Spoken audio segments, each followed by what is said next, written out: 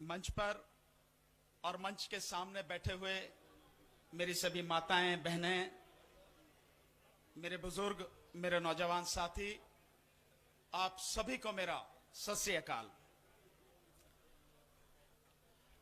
आपने कुछ दिन पहले एक चीख सुनी थी, चीख अंबानी की सुनी चीख आपने, जो TRAI में, telephone regulatory authority of India में जाके उसने कहा है कि वोडाफोन और एयरटेल वाले ये हमारे जियो के सिम को जो है पोर्ट करवा रहे हैं, उनके खिलाफ वो दी है। अबे उनके खिलाफ काहे को दे रहा, हमारे खिलाफ देना, इसे करवा तो हम रहे हैं ना, क्योंकि हमें तुम्हारी नस मालूम है जिसे दबाने से तुम्हारी चीख निकलती है, और हमने अब वही काम शुरू किया है। ये बहिष्कार इतना बड़ा और इतना सशक्त हथियार है, मैं दावे के साथ कह रहा हूं, जिस दिन हमने पूरी तरह से इस बहिष्कार को कर दिया, न केवल प्रधानमंत्री की कुर्सी चली जाएगी, इस देश में जो उद्योगपति समझ रहे हैं देश को अपनी जागीर, इन उद्योगपतियों का भी पत्ता साफ हो जाएगा। यही है हमारे पास हथियार। इसीलिए मैं बार बार हर मंच से यह बात कहता हूं, अंबानी के जितने भी उत्पादन हैं, जिस पर भी रिलायंस लिखा हो, जिस पर भी कुछ भी हो, हमें वो खरीदना नहीं है। जिस पर भी अडानी का फॉर्च्यून तेल हो, अनाज हो, आटा हो, और चाहे जो भी उसके प्रोडक्ट हो, सबका हमें बहिष्कार करना है। एक फार्म पिक करके सेब आता है ना, फार्म पिक यानी सीधे बागानों से तोड़ के और लोगों तक पहुंचाया जाए, फार्म पिक, वो अडानी का ही है। चीख उसकी भी निकलनी चाहिए जैसे अंबानी की निकली है। इन सब का बहिष्कार। और एक लाला रामदेव है ना, लाला बाबा नहीं है, मैं तो बाबा नहीं कहता उसको, लाला है आज की तारीख में। ये लाला रामदेव जितने भी पतंजलि के उत्पाद हैं और जितने भी रुचि सोया के जितने भी प्रोडक्ट हैं, हर किसी का पूरा बहिष्कार करना है। हम में से हर बैठा हुआ साथी कम से कम अपने रिश्तेदारों को तो कह ही सकता फोन करके, देख भाई तू कुछ भी ले पर इनको मत ले, इनकी दुकान पे नहीं जाना। अगर हमने सबने ईमानदारी से ये काम किया तो आप मान लीजिए, मैं बहुत सीधी बात कर रहा हूं, व्यक्ति की ये रीढ़ टूट जाती है ना, ये रीढ़, खड़ा नहीं हो सकता, नीचे ही गिरना है। इसी तरह से न केवल अंबानी, अडानी और लाला रामदेव नीचे गिरेंगे, ये मोदी सरकार जो बंदर की तरह मोदी जी उछल कूद कर रहे हैं ना, कभी गुजरात जाते हैं, कभी मध्य प्रदेश जाते हैं। एक कहानी मुझे याद आती है मोदी जी की उछल कूद को देख के। एक बंदर को एक जंगल में जो सारे के सारे वहां के जानवर थे, उन्होंने नेता बना दिया। नेता बना दिया बंदर को, कह रहे यार शेर वेर को तो बढ़ाते रहते हैं, इस बार बंदर को बढ़ाओ। नेता बना दिया। अब एक बार दिक्कत हो गई, कोई समस्या आ गई, तो नेताजी को पकड़ के लाए, यूं चल भाई। तो नेताजी आए और नेताजी कभी इस पेड़ पे, कभी उस पेड़ पे, कभी इस डाल पे, कभी उस डाल पे, कभी इधर जावे, कभी उधर जावे, समस्या का समाधान नहीं, कुछ भी नहीं, क्योंकि वो वहां नहीं जा रहा जहां समस्या की जड़ है, वहां नहीं जाए। और कहता भाई मैंने उछल कूद तो बतेरी करी, क्या करूं यार, मैंने तो तुम्हारे सामने था, खूब उछल कूद करी, अब नहीं हुआ काम तो मैं क्या करूं। यही मोदी जी का हाल होना है। मोदी जी कान खोल के सुन लो, तुमने अगर इस देश के चंद उद्योगपतियों को गुलामी मंजूर कर ली है तो कर लो। हम न तो गुलाम थे, न हम गुलाम हैं, और न ही गुलाम मरेंगे। आजाद थे, आजाद हैं, और आजाद ही मरेंगे। और आपकी आवाज में इतना दम है, माननीय सर्वोच्च न्यायालय भी आदेश पारित करने से डर रही है। देखा ना आपने, अदालत ने कह दिया हम किसी हालत में किसानों के आंदोलन को उठाने का कोई आदेश नहीं देंगे जब तक उन्हें सुन नहीं लेंगे। क्यों? क्योंकि अदालत को भी यह एहसास हो रहा है कि किसान सही हैं।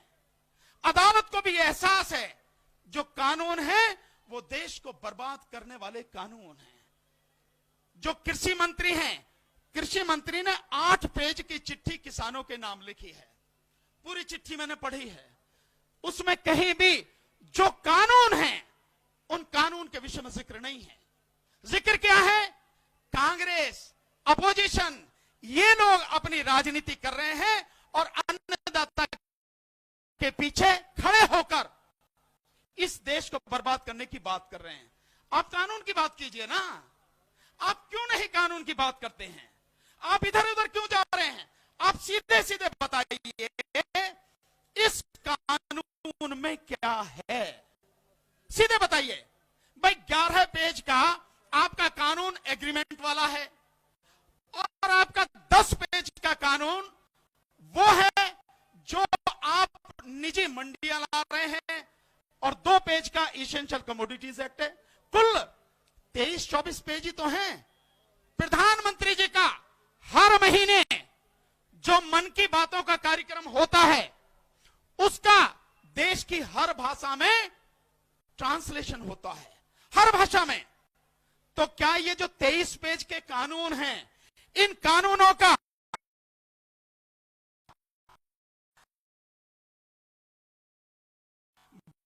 भारत की सभी भाषाओं में इसका ट्रांसलेशन करके, अनुवाद करके देश की जनता को बताना नहीं चाहिए कि इस कानून की इस धारा में यह लिखा है, इस धारा में यह लिखा है, इस सेक्शन में यह लिखा है, इससे यह फायदा है, इससे ये नुकसान है। आपको बताओ ना, आप प्रधानमंत्री हैं, आप कानून को सही बताने की बात कर रहे हैं, तो बताओ ना कानून की किस सेक्शन में क्या लिखा है।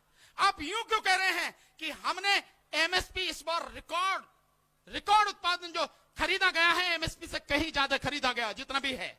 लेकिन आप ये भूल जाते हैं आज की तारीख में देश के 14 करोड़ जो किसान हैं, उन किसानों में से मात्र 6% किसानों को ही एमएसपी मिलती है, 94% को नहीं मिलती।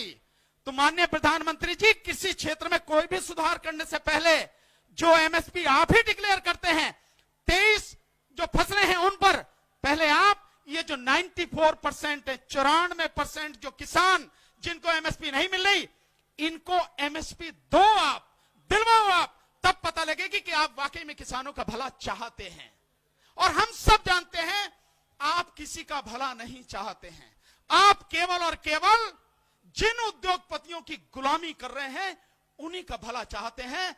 लेकिन हम समझते हैं आज तक आपको इतनी तकड़ी टक्कर, इतनी सशक्त टक्कर किसी ने नहीं दी, आपने दी है। इसीलिए मोदी जी बेचारे बंदर की तरह इधर उधर उछल रहे हैं। आज सुबह गए हैं गुरुद्वारा शीशगंज या गुरुद्वारा रकाबगंज। मैं तो उनसे यही कहता हूं, मोदी जी गुरु महाराज आपको सद्बुद्धि दें, वहां से सीधे यहां आ जाओ, मंच यही लगा है। काहे को 700 सभाएं कर रहे हो, सम्मेलन कर रहे हो, काहे को आप 100 प्रेस कॉन्फ्रेंस कर रहे हो, यही मंच हैगा। सारे मीडिया को यही बुला लो और यही सबका जवाब दे दो और आपकी भलाई इसमें होगी कि सबसे पहले यहां के हाथ जोड़ के माफी मांगो, कहो किसान भाइयों, मेरे देश के किसानों, मुझे माफ कर दो, बड़ी गलती हो गई, ये तीनों कानून मैं वापस ले रहा हूं, आप घर जाओ, एमएसपी को कानून बना रहा हूं। लेकिन नहीं, क्योंकि ईगो, अहंकार, मोदी जी का अहंकार चरम पर है, चरम पर, कि मोदी जी है तो सब कुछ संभव है और मोदी जी ने जो कर दिया वो सब कुछ सही है। इसका आपको ऐसा पता लगेगा, कृषि मंत्री अभी ग्वालियर गए और ग्वालियर में उन्होंने सम्मेलन किया, सभा की फूलबाग में। उस सम्मेलन में उन्होंने कहा मोदी जी की छवि बिगाड़ने की कोशिश की जा रही है। मोदी जी की छवि, अबे अनपढ़ आदमी की छवि क्या होगी, वैसी ही कुछ नहीं है, फिर भी तुम कह रहे हो, चलो मान ले रहे तुम्हारी बात। मोदी जी की छवि, दुनिया थू-थू कर रही है, किसान सड़क पर है, भूखे मर रहे हैं लोग, देश को कोरोना की आड़ में बर्बाद कर दिया, और मोदी जी की छवि, प्रभु कोई बात नहीं, आपकी छवि, और कहते हैं कि मोदी जी की छवि खराब की जाएगी, सरकार चुप नहीं बैठेगी। बीजेपी के एक और मंत्री हैं, वो ये कह रहे हैं, बीजेपी के बड़े नेता हैं, वो कह रहे हैं कि ये सरकार की, भाजपा की और मोदी जी की इज्जत का सवाल है, सरकार कानून वापस नहीं लेगी। मोदी जी, हम भी यहां से ऐलान कर रहे हैं, तुम में जितना दम हो तुम भी लगा लो, और हम भी बता देंगे, या तो तीनों कानून वापस होंगे और एमएसपी कानून बनेगा, नहीं तो मैं कह के जा रहा हूं और सब जानते हैं, आपको उखाड़ के फेंक दिया जाएगा। देश अब आपका बोझ बर्दाश्त करने को तैयार नहीं है, किसी हालत में नहीं है। इसलिए आज आपके आंदोलन में हर कोई साथ खड़ा है, देश के हर कोने से व्यक्ति आपके साथ में खड़ा है। आप ये नहीं समझना कि आप ही केवल नहीं, देश के हर कोने से आपके साथ में आदमी खड़ा है, हर प्रदेश से आदमी खड़ा है, हर समाज का व्यक्ति खड़ा है। वकीलों की इतनी बड़ी टीम आपके साथ में खड़ी है। इसलिए ये आर पार की लड़ाई है और इस बार मोदी जी की न केवल छवि, न केवल इज्जत धूल धूसरित होगी, मोदी जी का तख्ता पलट होगा। ये इस आंदोलन की आवाज है। मेरा तो यही कहना है, मैंने तो यही सुना है, पेड़ अगर फलदायक होता है उस पर फल लदते हैं, झुक जाता है। बड़ा जो होता है वो झुक जाता है। हमारे गुरु महाराज ने हमें यही सिखाया और सच भी है। हमारे संतों ने यही सिखाया। मोदी जी, आप प्रधानमंत्री हैं, आपको शोभा नहीं देता कि आप देश को तबाह करके दो उद्योगपतियों की गुलामी करें। आप बड़े हैं, झुककर देश के सामने कहिए मेरी गलती हो गई, ऐसा आगे नहीं होगा। इसमें आपका कद बढ़ेगा। ये नहीं कि जो अकड़ आप दिखा रहे हैं, जो अहंकार आप दिखा रहे हैं, उससे नहीं। अच्छे अच्छे इसी मिट्टी में मिल गए, आपकी तो औकात भी कुछ नहीं है जो आप समझ रहे हैं। इसलिए मेरी सलाह है और आपके फिर कहता हूं, बहिष्कार हमारा नारा रहेगा, पूरी मजबूती से रहेगा और जब तक ये कानून वापस नहीं होंगे हम पूरी ताकत से इसी तरह लड़ते रहेंगे और एक अहंकारी को बता देंगे हम अपना सर झुकाकर अपने गुरुओं की परंपरा को आगे बढ़ाते हुए संवैधानिक तरीके से, कानूनी तरीके से, शांतिपूर्वक तरीके से आंदोलन करना भी जानते हैं और जो अहंकारी है उसकी सत्ता को उखाड़कर फेंकना भी जानते हैं। बहुत बहुत शुक्रिया। बहुत बहुत धन्यवाद जी एडवोकेट साहब का। हुण मैं बेनती करांगा अगले बुलारे कृष्णपाल सिंह संपादक किसान पीड़ा न्यूज़पेपर तो वो 1 मिनट के लिए माइक ते आउणगे। उन्हां तो पहला मैं सिख काउंसिल यूके तो अपने संघर्ष की मोदी जी की उछल कूद को देख के